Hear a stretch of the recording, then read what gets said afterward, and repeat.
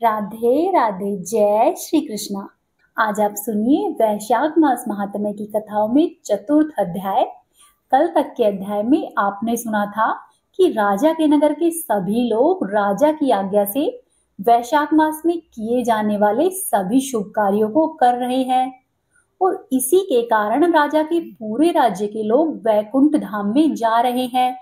वहीं दूसरी तरफ जब यमराज ने देखा कि अब तो सभी लोग वैकुंठ लोक में जा रहे हैं और स्वर्ग व नरक दोनों खाली है, तब वे अपनी इस समस्या का समाधान करने के लिए ब्रह्मा जी के पास पहुंच गए। वहां पर जाकर यमराज ने ब्रह्मा जी को सारी बातें कह सुनाई।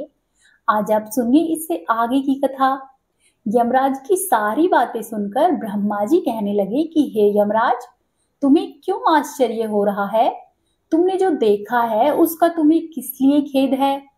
यदि भगवान श्रीहरि को एक बार भी सच्चे मन से प्रणाम कर लिया जाए तो वह 100 अश्वमेध यज्ञों के समान पुण्य देता है। हे यमराज, यज्ञ करने वाला मनुष्य तो फिर से इस संसार में जन्म लेता है, परंतु भगवान को किया हुआ प्रणाम पुनर्जन्म का कारण नहीं बनता। वह तो मुक्ति की प्राप्ति करा देता है। हे यमराज, जिसके जिह्वा के अग्रभाग पर हरि ये 2 अक्षर का नाम विद्यमान है, उसको कुरुक्षेत्र तीर्थ के सेवन अथवा सरस्वती नदी के जल में स्नान करने से क्या ही लेना। जो मृत्यु काल में भगवान विष्णु का स्मरण करता है वह अभक्ष्य भक्षण आदि से प्राप्त हुई पाप राशि का भी त्याग करके भगवान श्री हरि विष्णु के सायुज्य को प्राप्त होता है, क्योंकि भगवान विष्णु को अपना नाम जप अत्यधिक प्रिय है। हे यमराज, इसी प्रकार से वैशाख नामक मास भी भगवान विष्णु को अत्यधिक प्रिय है, जिसके धर्म को श्रवण करने मात्र से मनुष्य सभी पापों से मुक्त हो जाता है। उसके अनुष्ठान में तत्पर रहने वाला मनुष्य यदि मुक्ति प्राप्त हो तो उसके लिए तो क्या ही कहने। वैशाख मास में भगवान पुरुषोत्तम के नाम और यश का गान किया जाता है। ऐसा करने से भगवान बहुत प्रसन्न होते हैं। पुरुषोत्तम श्रीहरि संपूर्ण जगत के स्वामी और हमारे जनक है। यह राजा कीर्तिमान वैशाख मास में उन्हीं भगवान के प्रिय धर्मों का अनुष्ठान करता है। उसके अनुष्ठानों से प्रसन्न होकर भगवान विष्णु सदा ही उसकी सहायता में रहते हैं। भगवान वासुदेव के भक्तों का कभी भी अमंगल नहीं होता है। साथ ही साथ उन्हें जन्म, मृत्यु, जरा और व्याधि का भय भी प्राप्त नहीं होता।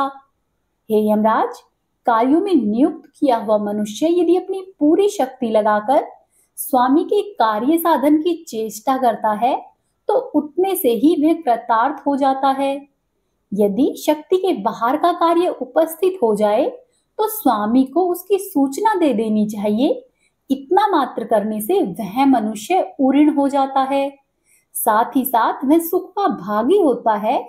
जिसने उस प्रयोजन को स्वामी से निवेदित कर दिया है उसके ऊपर न तो कोई ऋण रहता है और न ही उसे पातक लगता है, यानी कि उस मनुष्य पर कोई भी पाप नहीं लगता है। अपने कर्तव्य पालन के लिए पूरा प्रयास कर लेने पर भी प्राणी का कोई भी अपराध नहीं रहता और यह कार्य तुम्हारे लिए असंभव है। अतः इसके विषय में तुम्हें शोक नहीं करना चाहिए। ब्रह्मा जी के ऐसा कहने पर यमराज ने दीन वाणी में कहा कि हे तात, मैंने आपके चरणों की सेवा से सब कुछ पा लिया है। तब ब्रह्मा जी फिर से समझाते हुए कहने लगे कि हे धर्मराज, राजा कीर्तिमान भगवान श्रीहरि विष्णु के धर्म में पालन है, यानी कि तत्पर है। चलो हम लोग ऐसा करते हैं कि हम लोग भगवान विष्णु के समीप चलते हैं और उन्हें सब बातें बताकर उनके कहे अनुसार ही कार्य करते हैं। वे ही इस जगत के कर्ता है, धर्म के रक्षक और नियामक है। इस प्रकार से यमराज को आश्वासन देकर ब्रह्मा जी उनके साथ क्षीरसागर के तट पर जा पहुंचे। वहां पर उन्होंने सच्चिदानंद स्वरूप और गुणातीत परमेश्वर भगवान श्री हरि विष्णु का स्तवन किया। ब्रह्मा जी की स्तुति से संतुष्ट होकर भगवान श्री हरि विष्णु वहां पर प्रकट हुए। यमराज और ब्रह्मा जी ने तुरंत ही उनके चरणों में अपना मस्तक झुकाया। तब भगवान महाविष्णु ने मेघ के समान गंभीर वाणी में उन दोनों से कहा कि तुम लोग यहाँ पर क्यों आए हो? तब ब्रह्मा जी ने कहा कि हे प्रभु, आपके श्रेष्ठ भक्त राजा कीर्तिमान के शासन काल में सभी मनुष्य वैशाख धर्म के पालन में संलग्न हो आपके अविनाशी पद को प्राप्त हो रहे हैं और इस समय यमपुरी सूनी हो गई है।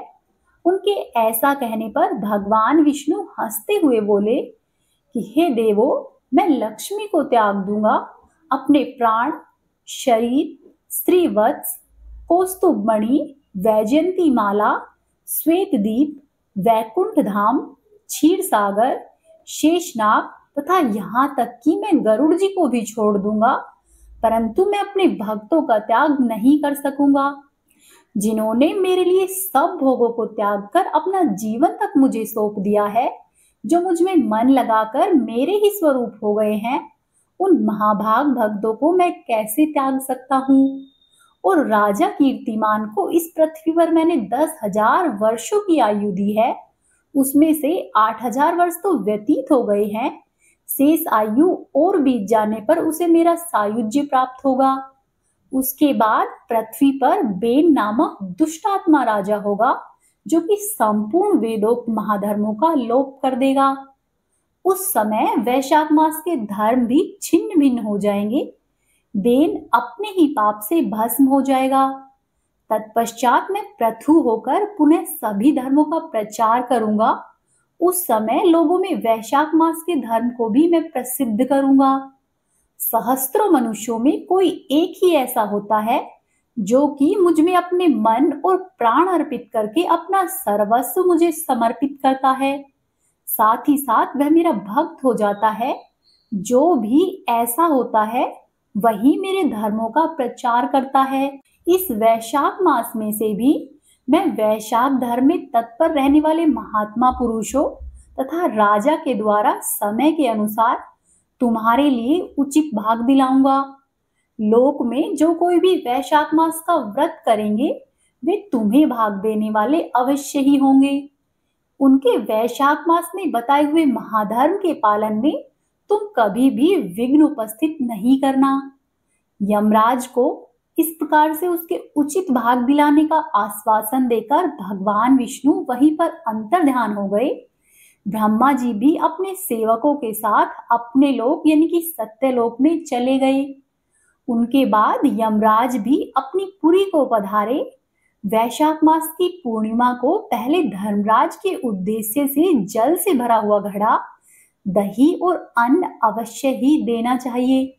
उसके बाद अपने पितरों, अपने गुरुजनों और भगवान विष्णु के उद्देश्य से शीतल जल, दही, अन्न, पान और दक्षिणा व फल के साथ कांसे के पात्र में रखकर ब्राह्मण को दान में देनी चाहिए। और भगवान विष्णु की दिव्य प्रतिमा वैशाख मास की महात्म्य कथा सुनाने वाले दीन ब्राह्मणों को देनी चाहिए। उस धर्मवक्ता ब्राह्मण को अपने धन से भी पूजित करना चाहिए। राजा कीर्तिमान ने सब कुछ उसी प्रकार किया। उन्होंने पृथ्वी पर मनोवांछित भोग भोग कर शेषायु पूर्ण होने के बाद पुत्र पौत्र आदि के साथ श्री विष्णु के धाम को प्रस्थान किया। इतना सुनकर मिथिलापति कहने लगे कि हे महामते, आप मुझे ये बताइए कि दुरात्मा राजा वेन प्रथम मनवंतर में हुआ था और ये राजा इक्ष्वाकु कुलभूषण कीर्तिमान वैवस्वत मनवंतर की व्यक्ति है। यह बात पहले मैंने आपके मुख से सुनी हुई है, परंतु इस समय आपने यह बात कुछ और कही है कि यह राजा जब वैकुंठवासी हो जाएंगे उसके बाद राजा बेन उत्पन्न होगा। मेरे इस संशय को आप दूर कीजिए। तब श्रुतदेव जी ने कहा कि हे राजन, पुराणों में हमें जो भी मतभेद मिलता है वह युगभेद और कल्पभेद की व्यवस्था के अनुसार है। किसी कल्प में ऐसा ही हुआ होगा कि पहले राजा कीर्तिमान और पीछे बेन हुआ होगा। इसीलिए कहीं कहीं पर कथा में समय की विपरीतता देखकर उसके अप्रमाणिक होने की आशंका नहीं करनी चाहिए। फिर आगे श्रुतदेव जी कहते हैं कि हे राजन, मेष राशि में सूर्य के स्थित रहने पर जो भी वैशाख मास में प्रातःकाल स्नान करता है और भगवान श्री हरि विष्णु की पूजा करके उनकी कथाओं को सुनता है, वह मनुष्य सभी प्रकार के पापों से मुक्त होकर भगवान श्री हरि विष्णु के परम धाम को प्राप्त होता है। इस विषय में मैं तुमसे एक प्राचीन इतिहास कहता हूँ, जो कि सब प्रकार के पापों का नाशक, पवित्र कारक, धर्म अनुकूल, वंदनीय और पुरातन है।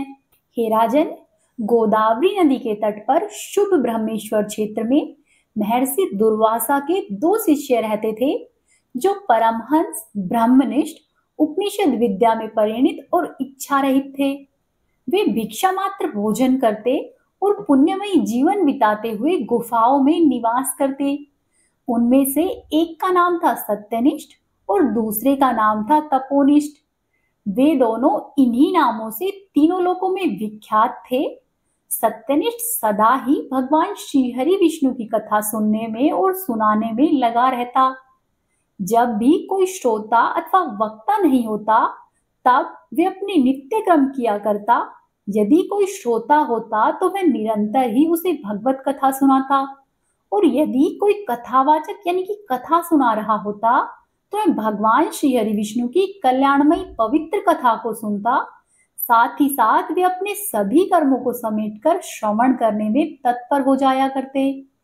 वे अत्यंत ही दूर के तीर्थों और देव मंदिरों को छोड़कर तथा कथा विरोधी कर्मों का त्याग करके भगवान की दिव्य कथा सुनते और श्रोताओं को शम भी सुनाते।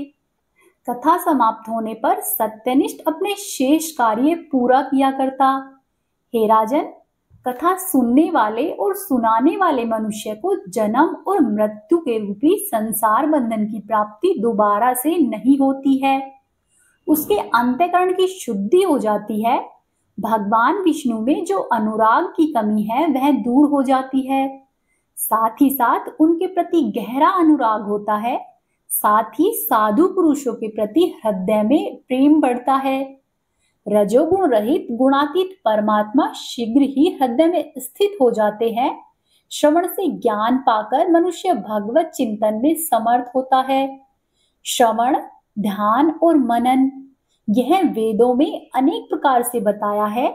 जहां पर भगवान विष्णु की कथा नहीं होती और जहां पर साधु पुरुष नहीं रहते हो, वह स्थान चाहे गंगा जी का तट ही क्यों न हो, निसंदेह ही त्याग कर देने योग्य है।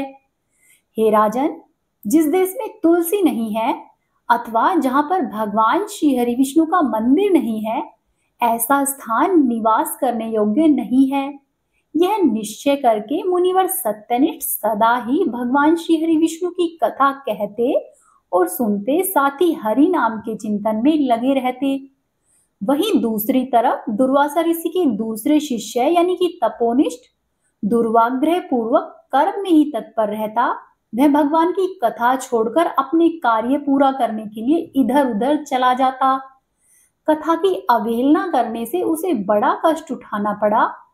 अंत में कथा पारायण सत्यनिष्ठ ने ही उसका संकट से उद्धार किया। अतः हे राजन, जहां पर लोगों के पाप का नाश करने वाली भगवान श्री हरि विष्णु की पवित्र कथा होती है, वहां पर सभी तीर्थ और अनेक प्रकार के क्षेत्र स्वतः ही स्थित हो जाते हैं। जहां पर विष्णु कथा रूपी पुण्यमयी नदी बहती है, उस देश में निवास करने वालों की मुक्ति उनके ही हाथ में स्थित होती है। हरे कृष्णा। आज के अध्याय में आपने जाना कि किस प्रकार से भगवान श्री हरि विष्णु ने यमराज को उसके वैशाख मास का भाग दिलाया है।